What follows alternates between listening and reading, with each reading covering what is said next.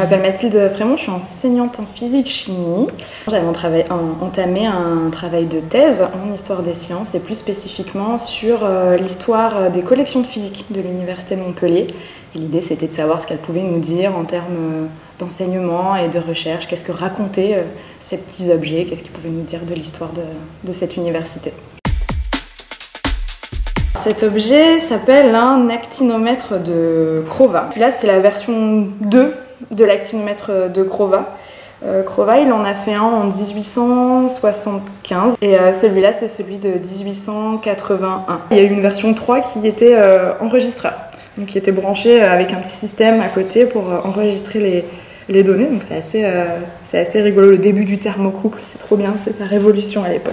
Cet objet, en fait, il sert à déterminer l'intensité calorifique de la radiation solaire. Autrement dit, on pourrait dire la chaleur. C'est cette partie-là qui va être pointée vers le soleil. À l'intérieur, ici, il y a une petite boule de thermomètre. Et dans cette partie-là, justement, le fameux thermomètre. Et ce disque-là, il sert juste à bien vérifier qu'on l'a bien positionné face au soleil et que l'ombre ici est bien l'ombre ici et qu'il soit bien calibré. À partir de ces mesures-là, il faut qu'il fasse plusieurs calculs pour essayer de déterminer la constante solaire, qui va pouvoir déterminer la température du soleil.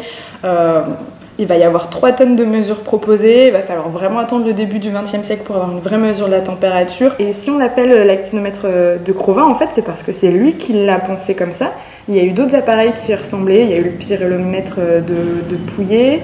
Et entre autres, celui qui lui a fait concurrence, c'est l'actinomètre de Viol. Et Viol, donc c'était vraiment le physicien un petit peu en concurrence avec Crova sur ces recherches-là. On se rend compte à l'époque que les ressources, elles sont limitées sur Terre. Les arbres, on est en train d'un peu les fusiller. Les mines, le minerai, on sait bien qu'à un moment ça va s'arrêter. Et on se dit, ouais, mais une fois que ça sera fini, qu'est-ce qu'on aura ? Et il suffit de se tourner pas très loin vers le ciel et de se dire, mais ce truc-là, le soleil, il a une énergie à plus savoir qu'en faire. C'est lui qui est à l'origine de la vie, de la photosynthèse, de tellement de choses, et même à la limite des minerais qui se trouvent sous terre et qu'on peut réutiliser aujourd'hui. Donc ce truc est génialissime, il faut absolument qu'on l'étudie et qu'on comprenne ce que c'est et comment on pourrait réutiliser cette énergie-là. Et pour comprendre le soleil, il faut déterminer sa température. Et là, la température, quand on a un objet qui a 150 millions de kilomètres, à l'époque, c'est un vrai challenge. Et donc, du coup, c'est comme ça qu'ils ont essayé de trouver des instruments pour essayer de déterminer tout ça. L'actinomètre, il est aussi utilisé dans la météorologie. On va faire des mesures beaucoup plus constantes et régulières. Et c'est souvent les étudiants donc de l'école d'agriculture de Montpellier, de la faculté de physique, de l'école normale aussi, les futurs enseignants de l'époque aussi travaillaient avec ces instruments-là.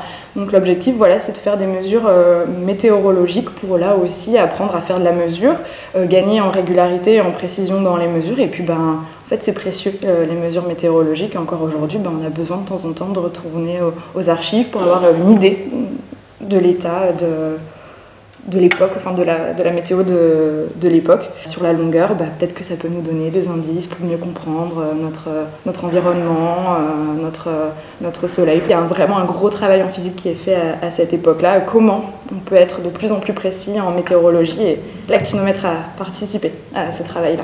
On avait tendance à faire travailler les physiciens et les astronomes dans 2 bureaux différents.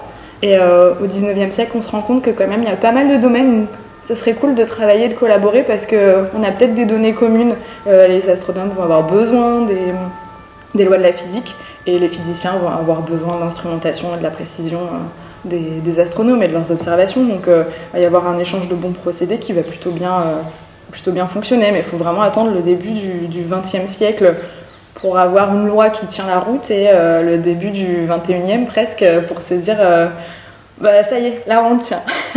On connaît la température du soleil, on le connaît bien, ça roule. On appelle ça un actinomètre de Crova du nom de son inventeur.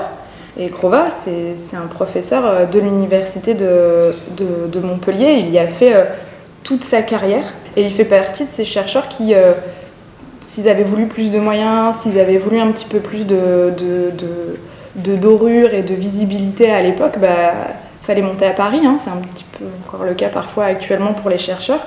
Et lui, il n'a pas du tout voulu, il voulait rester ici, dans cette région qu'il adorait.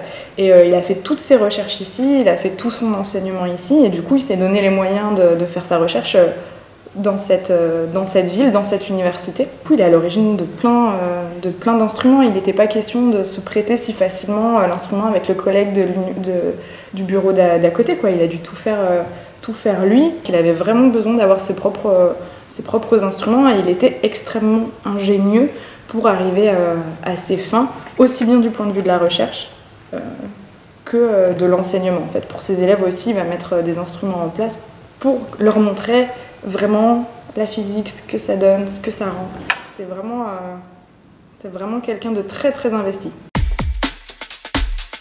L'instrument actuel qui pourrait le plus le remplacer, si on part du principe que son but principal c'est de travailler à déterminer la température du soleil, c'est un spectromètre. En fait, c'est un instrument qui va mesurer le spectre des étoiles pour justement déterminer les longueurs d'onde qui sont issues du soleil, et donc à partir de là déterminer la température. L'actinomètre, c'est vraiment un instrument de physique désuet. À la base, si on l'étudiait, c'était vraiment pour mieux comprendre le soleil.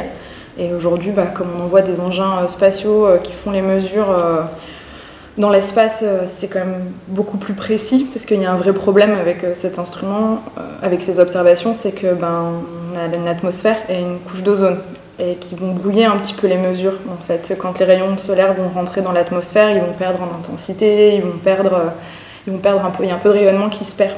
Alors que dans l'espace, comme les rayons ils sont dans le vide, il n'y a pas de perte.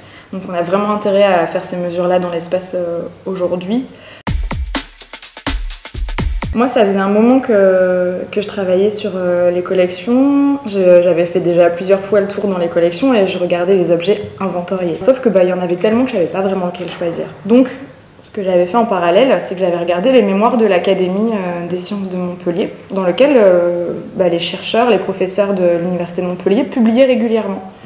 Et quand j'ai lu ces mémoires, je me suis rendu compte que l'actinomètre, il revenait sans arrêt. Je me suis dit, il est quand même intriguant cet actinomètre. Donc un jour, je suis arrivée aux collections, j'ai dit moi je cherche cet instrument-là, vous l'auriez pas vu par hasard? Et un jour, finalement, les collections sont revenues vers moi en me disant mais je crois qu'on a trouvé ton instrument, c'est un rescapé, il a failli passer par une benne à ordures, mais je pense que c'est l'instrument dont tu parles. Et effectivement, quand je l'ai vu, j'ai fait mais oui, tout à fait, ça ressemble, c'est la gravure même de ce que je cherchais vraiment. Et du coup, depuis, on s'adore. Il le sait pas, mais j'étais ravie de le rencontrer en fait. C'est vraiment un hasard, et maintenant, on peut lui mettre une petite étiquette et on connaît un peu plus son histoire.